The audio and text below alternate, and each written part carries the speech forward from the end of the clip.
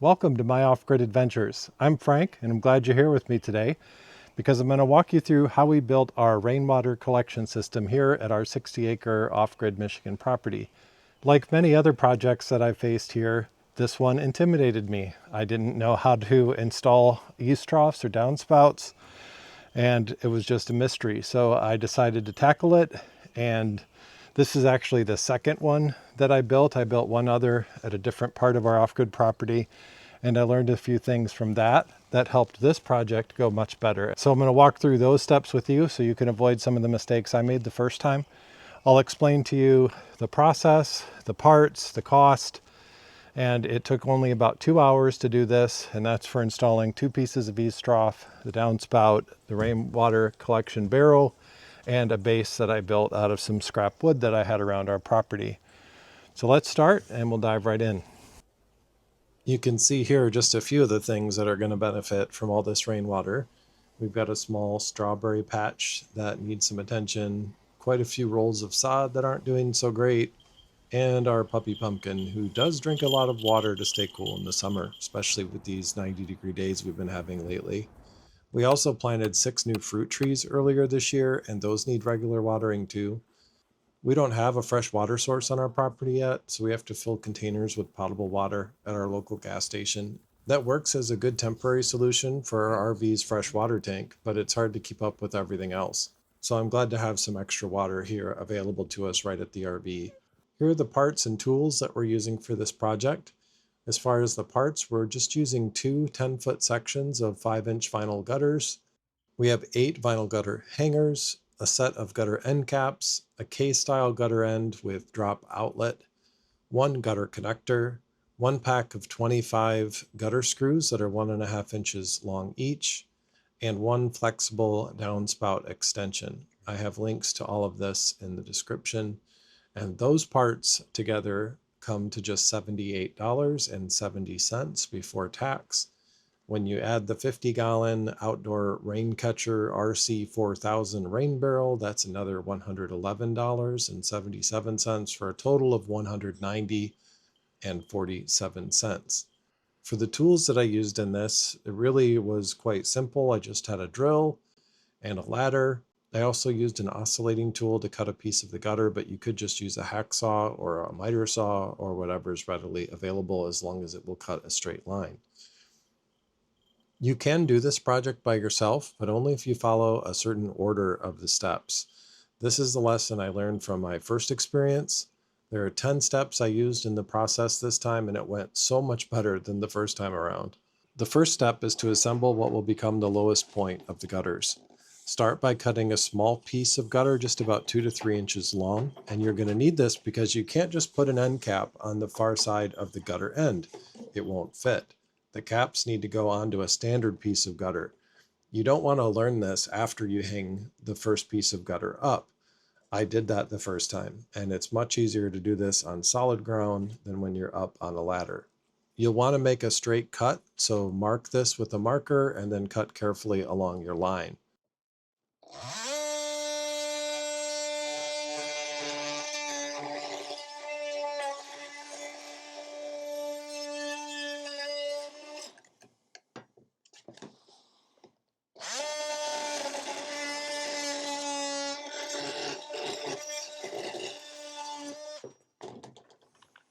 Put the end cap on one side of this piece that you just cut, slip the other end into the drop outlet piece,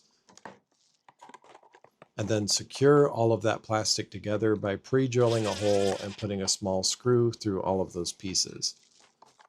Now we're ready to start hanging the gutters. These long pieces of vinyl are very flimsy and awkward. That's why they're only $7 a piece. You'll have a hard time getting them mounted in a nice, clean, straight line unless you do this in a particular order. Step 2 is to mount the drop outlet by securing just 1 screw. That way you can use this as a brace for the end of the gutter so that it can pivot as you determine the angle by which you're going to mount it. Since we need gravity to work in our favor, mount this near the bottom so that you have plenty of room to give the gutters a steep enough angle.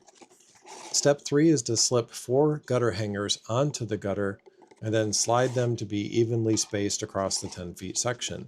This is also easier to do on the ground than when you're fighting with this up in the air. Step 4 is to slide the first gutter piece into the gutter end. Position your ladder near the far end of that gutter piece and attach your first gutter hanger. Line it up so that it angles downward to the end, leaving you enough room to continue that angle even higher on your next piece to the left. If you're mounting this directly into wood, you won't need to pre-drill like this, but I'm mounting this through aluminum, so I need to drill a hole first.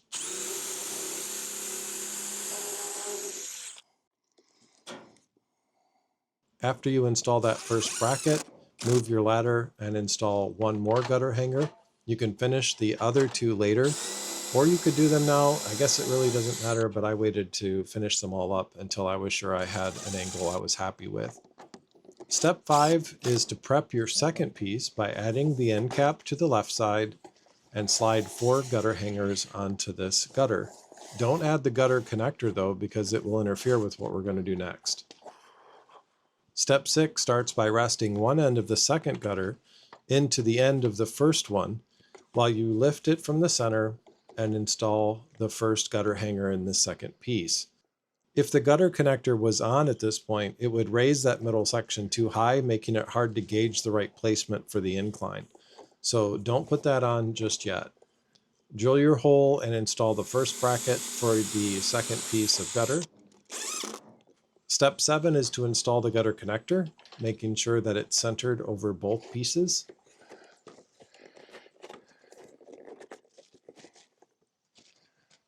Step 8 is to finish installing the rest of your gutter hangers.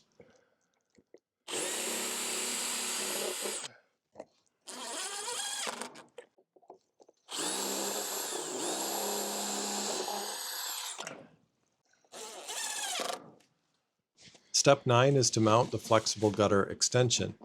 One end of this is larger than the other, and I chose to mount it upside down, putting the smaller end at the top because it fits over the drop outlet better. I pre-drilled a hole on the front and on the back and installed 2 small screws to hold it in place. The last of the 10 steps is mounting the rainwater collection barrel. It's best to elevate this a couple feet so gravity will work in your favor when you empty it. The first time I did this, I used a stack of cinder blocks, and that worked really well. And I could have done that again, but I don't have any more cinder blocks handy. I do have a lot of scrap wood though, so I decided to build a base that can hold this up a couple of feet while also giving me a place to store my 4-gallon jugs, because that's what I'm end up using to transport the water I collect in this barrel. For that jug to fit, I needed to elevate the barrel about 24 inches. So I placed the barrel on a piece of scrap plywood, traced out the size of the base, and cut that with a circular saw. I then cut 2 pieces of 2x12 and mounted it to the side of our RV porch. Now obviously your setup's going to be different, so just keep in mind that you want to have this elevated approximately 2 feet, and you want a solid base that won't collapse or create any kind of a tipping hazard. I chose this rainwater barrel by FCMP Outdoor from Home Depot because it was all ready to go. It had everything included, including a mesh top, a hose, and an overflow tube.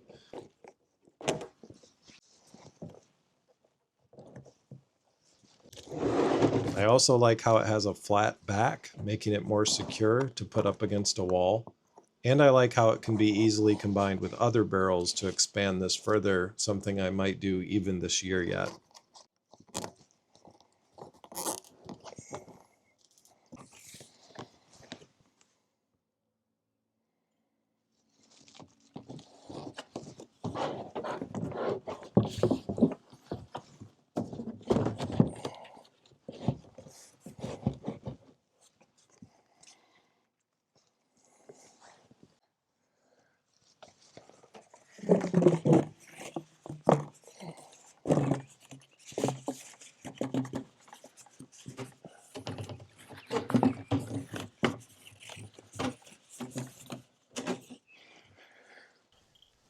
This is the same barrel I have at the other rainwater collection site at our property, and you can see that it helps to have it elevated.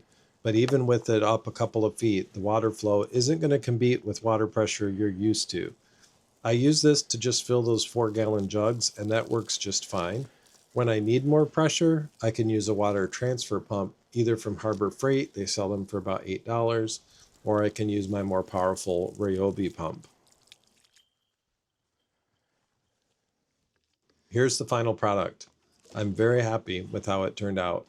This was much faster and far less frustrating than the first time I did this, and it looks much nicer because it has a straight line of descent from the left to the right.